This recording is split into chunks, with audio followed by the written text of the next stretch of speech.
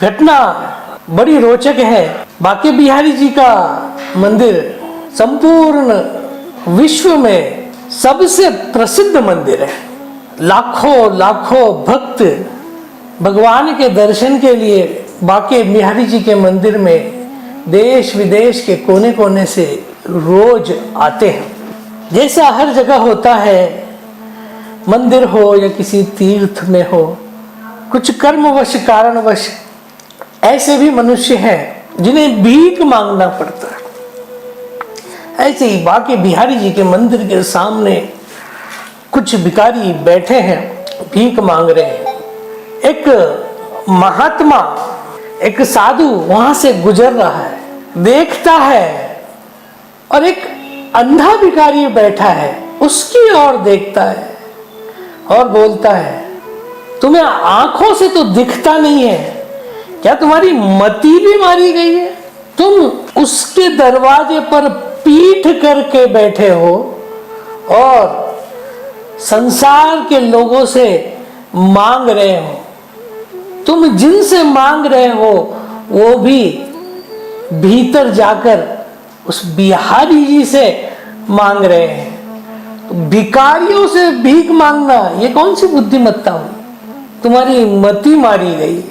ऐसा होता है ना, जब हम भगवान से विमुख होते हैं तो हमें संसार की ओर हाथ फैलाना पड़ता है। अगर संसार की ओर हाथ नहीं फैलाना है, संसार से भीख नहीं मांगनी है, तो हमको भगवान के सन्मुख होना होगा। कहते हैं ना, सन्मुख होई जीव मोह जब ही, जन्म कोटि अगना सही तब ही। एक बार अगर हृदय से भक्त सन्मुख हो जाए उस ईश्वर के, उस कन्हैया के, तो कोटि कोटि अपराध क्षमा कर देता है भगवान और दलदल में पड़े जीव को बाहर निकालता है। तो सन्मुख होना है। और हमारा स्वभाव क्या है? हर वक्त संसार में लगे हैं। ये पंच इंद्रियां बाहर की ओर बह रही है। अब साधु की बात थी, भक्त था साधु भी कोई, बात कानों द्वारा हृदय को ठोस लगा गई उस अंधे भिखारी। कहते हैं ना, भक्ति का प्रभाव कैसा होता है। या लब्धवा पुमान सिद्धो भवति अमृतो भवति तृप्तो भवति। भक्ति अगर प्राप्त हो जाए तो मनुष्य सिद्ध हो जाता है, अमर हो जाता है और तृप्त हो जाता है। इसीलिए साधु बोले सहज सुभाए, साध का बोलिया वृथा न जाए।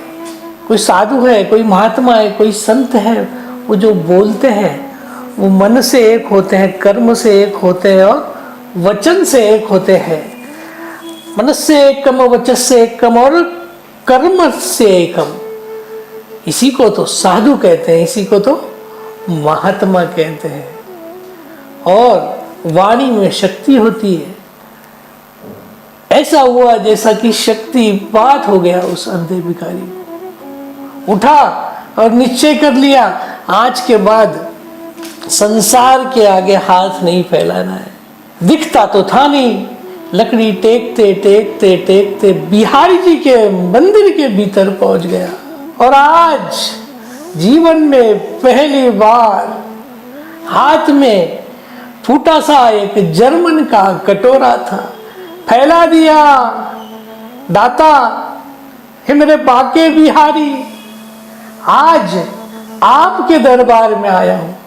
आज से निश्चय किया है किसी और के आगे हाथ नहीं फैलाऊंगा। अब जो भी हो आप मेरे हो, बस आपके आगे मैं ये हाथ फैलाता हूं। जैसे ही कटोरा आगे किया, एक खन ऐसी आवाज आई। जैसे ही आवाज सुनी, भिखारी समझ गया कुछ न कुछ आया है, कटोरा हृदय से लगा लिया कि कोई देखे नहीं, पर एक प्रत्यक्षदर्शी ये बात देख रहा था। इतनी देर में तो कुछ लोगों ने भिखारी को देख लिया और धक्के मारने लगे, भीतर भी आ गया भीख मांगने के लिए। बाहर क्या नहीं मिल रहा था तुमको, चलो बाहर, धक्के मारने लगे। जो उसके आगे भीख मांगते हैं और उनसे जो भीख मांगता है उसको वो धक्के मार रहे। भिखारी बाहर आ गया। धीरे धीरे धीरे धीरे यमुना किनारे एक टूटी फूटी खाट उसकी पड़ी रहती थी, गंदे वस्त्र, मैले कुचेली जगह थी। आसपास में सभी प्रकार के जानवर घूमते रहते थे।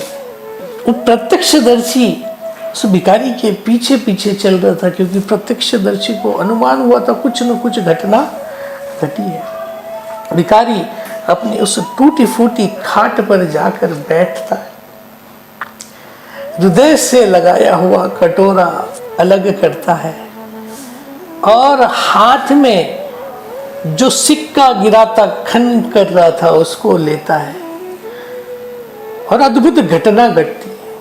उस सिक्के में से एक सफेद कलर की रोशनी निकलती है और उस भिखारी की आंखों पर पड़ती है और आश्चर्य उस अंधे भिखारी को दिखने लग जाता है। हाथ में देखता है बाके बिहारी जी की मूर्त छपी एक स्वर्ण मुद्रा उसके हाथ में थी। ये प्रत्यक्षदर्शी पीछे से देख रहा है। उसने वो मुद्रा देखी, उठाई और दोनों आंखों पर लगाई, अपने हृदय से मुद्रा लगाई।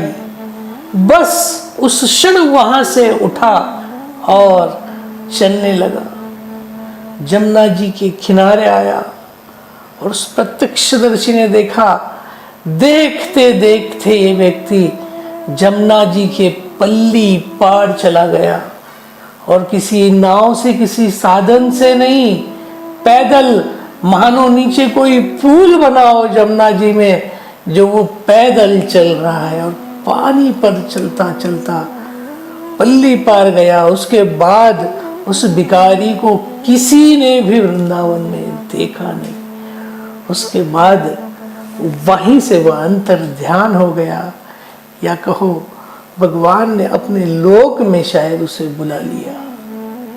पर